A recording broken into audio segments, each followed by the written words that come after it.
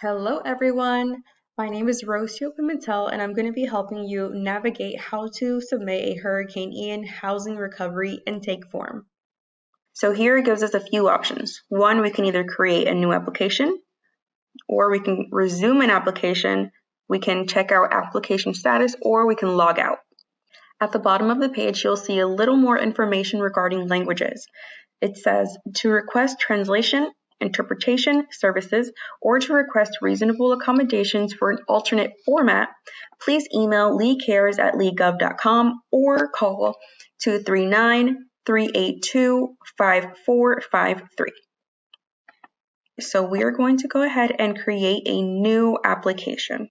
The first page we'll see is this one here that asks us which program we are interested in.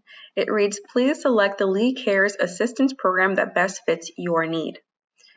We are going to pick Home Rehabilitation, Reconstruction, and Elevation program. If either of the other two programs are best for you, please go ahead and click on either or. If you have any questions regarding if the program you've selected is the right program for you, please refer to the bottom pop-up after you've clicked on one of the options. That gives you a brief description of what the program is going to be used for. As we see, we get that same type of pop-up for the other two programs. Please read through these carefully to make sure you're clicking on the one that is right for you. After we've decided which one is right for us, we're going to click on Next. This page is titled Type of Assistance. The system wants to know what type of assistance are you applying for? And our options here are repair, reconstruction, or elevation of my primary residence, repair, reconstruction, or elevation of a rental property. This is a property that you do own but are renting out. Reimbursements of costs incurred to repair or reconstruct my primary residence, reimbursements of costs incurred to repair or reconstruct a rental property. At the bottom, we see a note that does read, please note that to be eligible for reimbursement assistance, you must have completed all repairs to your storm-impacted property. Reimbursements cannot be selected in conjunction with home repair. So to reiterate, the last sentence at the bottom is letting us know that we cannot pick both a repair option and a reimbursement option. Our new page is titled Qualifying Questions, and the note above reads, please select all that apply to determine if you may qualify for this program. Please note, answering these questions does not constitute an official eligibility determination. Now go ahead and select here anything that applies, and anything that doesn't apply, just go ahead and leave that blank. Once you've made your elections, you can click on Next. Our new page is titled Required Documents. The note above reads, thank you for your interest in the LeeCares program. Documents are required to determine eligibility for the program. You may upload your documents directly into this application. Before you begin, please take a moment to gather documents required for each eligibility criteria outlined below. You may still submit an application if documents are missing, but the program will not be able to determine whether you are eligible to receive assistance until all documents are provided. We suggest you have the documents outlined below ready so they can be uploaded while submitting your application. If you complete this application on a mobile device, you can use the device's camera feature to photograph your documents. So with that being said, below we see the list of documents required for us to fully submit a completed application. After we've read through all of this and collected our documents, we can move forward. Now, this next page reads Program Referral. How did you hear about this program? Go ahead and select the correct option for you. If none of these really apply, there is always the other button. But let's say someone knocked on my door and told me about the program. Now let's click Next after selecting our choice. Here, we are going to enter our information. And of course, up top, we have this handy tab that lets us know where we are. So right now we're just in info. Let's enter our information and we're going to hit Next. And now the next little bubble is indicating that we are going to enter our contact information. Whichever way you'd like to be contacted, that is the information you are going to enter on this page. Once you have made your elections, you can go ahead and click on Next. Here we see that the next bubble is indicating that we are going to enter our mailing address. And we'll see once we try to enter the address manually that the system will try to find the address you're looking for. Let's see if, oh, here we go. And then just confirm that that is correct, and mine is correct. So we're going to move forward by clicking next. Our new bubble is listed as damaged property. And this tab wants to know, is damaged property address the same as contact or mailing address? And I'm going to say yes, and I'm going to hit next to move forward. Alrighty, so damaged property, we're still here. So just a final confirmation that we got it all right. It looks good, so we're going to move forward. Clicking next. Alrighty, following the bubble, we are on demographic. So select anything here that applies. So we're going to look at, please select your ethnicity. Please select your race. Please select your gender. Which of the following best represents how you think of yourself? And whenever you're all done, just confirm that we got it all, and we sure did. So we're going to move forward again by clicking on next. So we finally made it to the income bubble. So here the question is, do you earn an income? And yes, I do. So I'm going to click on that, and I'm going to hit next. So our next page is listed as co-applicant, and the system wants to know, is there a co-applicant? Yes, there is. And we're going to click on next. And if you don't have a co-applicant, not a problem. Just click no and you'll get to skip a few steps. But let's go ahead and say we do. So just same thing we did for ourselves. We're going to do the same thing for our co-applicant. And then phone number. And then demographics for co-applicant. So let's say Mr. Co-applicant is male and straight. And that's all they want to know for co-applicant. And then we're going to hit next.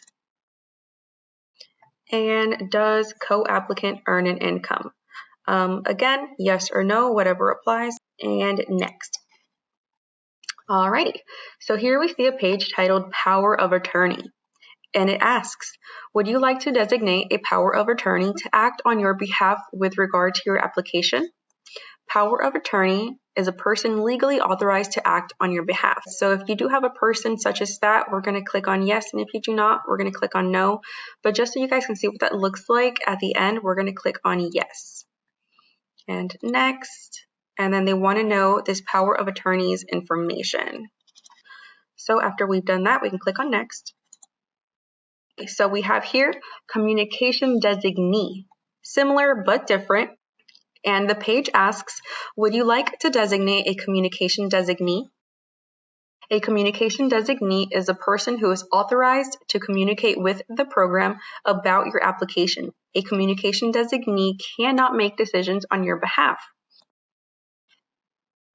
So if you have a person in mind that you would like to add for this type of communication, you can click on yes, and if you do not, go ahead and click on no. But again, just so we can see what that looks like moving forward, I'm going to click on yes, and we're going to click on next to move on. So communication designee, what is their information? How are we going to contact them? So once you have that properly completed, we're going to click on next. So we have some new bubbles up here that we're going to go through. And here at the top, we see the title as damaged property. So they want some information on this damaged property. What type of property is the storm damaged property? If any of these other options apply to you, go ahead and click on those. But for me, stick built will do. We're going to click on next to move forward. And we're on damage. Did the property sustain damage from Hurricane Ian? Click yes or no. And we're going to click next. Ownership. Did you own the storm damaged property at the time of Hurricane Ian?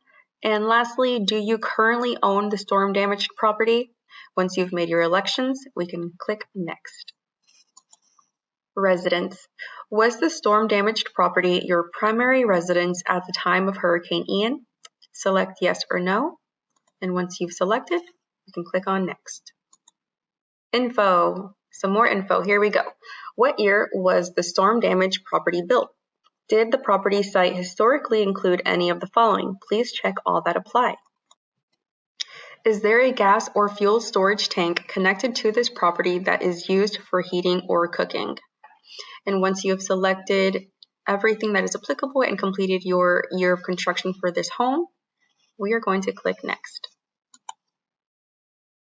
Mortgage and lien information. So here we have the first question: is there a mortgage on the property?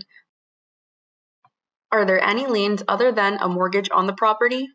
Property taxes must be paid in full, or you must be on a payment plan in good standing. And then when we're all set here, we're going to click on Next.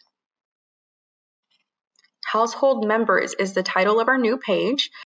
And here we read, are there additional household members in your home? Household members include all persons, including minor children and adults, whose current primary residence is the hurricane-impacted property. So let's say I do. And after we enter the date of birth, we are going to go down here and select the gender for this additional household member. After you do that, we are going to go ahead and save.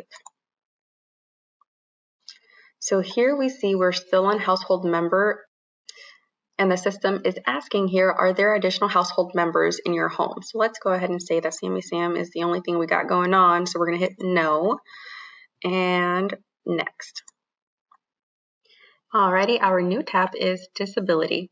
Is anyone in your household disabled? And we will click on yes so we can see what that looks like. Tenants is our new tab. Here we read, at the time of the storm, were there tenants renting space in your owner-occupied storm-impacted home? And let's say yes to make sure we cover that for anybody who did. And then we see here that the system wants that tenant's information. So we are going to go ahead and fill that out. So just to confirm everything is completed, wonderful, it is. So we're going to go ahead and hit save on that. So we're going to see this person's information, their move-in date, move-out date, and of course their name. So if you have another tenant you want to add, you would just do that by clicking on here and doing the same thing we just did for this first tenant. And then we would click next. Okay, so we're going to see here a new tenant tab, and it looks almost identical, but it is different. This one is asking, does a tenant currently occupy your storm-impacted home? So it wants to know, is there somebody living and renting at your home right now? So let's say, no, it's going to look the same. So we're not going to miss out on anything here. So we're going to click no. If you are in a situation where yes is correct, you'll go ahead and click on that. But we're going to click on next to move on. Insurance and funding is our new page. Did you have insurance on the property at the time of the storm? So let's say we did have insurance, and then move forward. Your insurance provider. Okay, and then let's do, was a claim filed in relation to damages sustained from Hurricane Ian? Enter the amount of funding approved by your insurance provider for damages related to Hurricane Ian. And the system doesn't want any commas or decimals, so just the flat number. After all your information has been entered, you can go ahead and click on Save. And here we see a snapshot of that information. If you had additional insurance at that time of the storm, you can go ahead and add that information by clicking on the Add Another Insurance button. If that is not applicable to you, you can go ahead and click on Next. Our new page is titled Other Funding. Did you receive funds from a source other than insurance for damages sustained at your property as a result of Hurricane Ian? So if yes, go ahead and click on that. If no, then click on no. Okay, and because I clicked on yes, the system wants to know what type of assistance did you receive? And then it gives you a few options here. Other would be something like a GoFundMe account. But let's say I received charitable organization funds.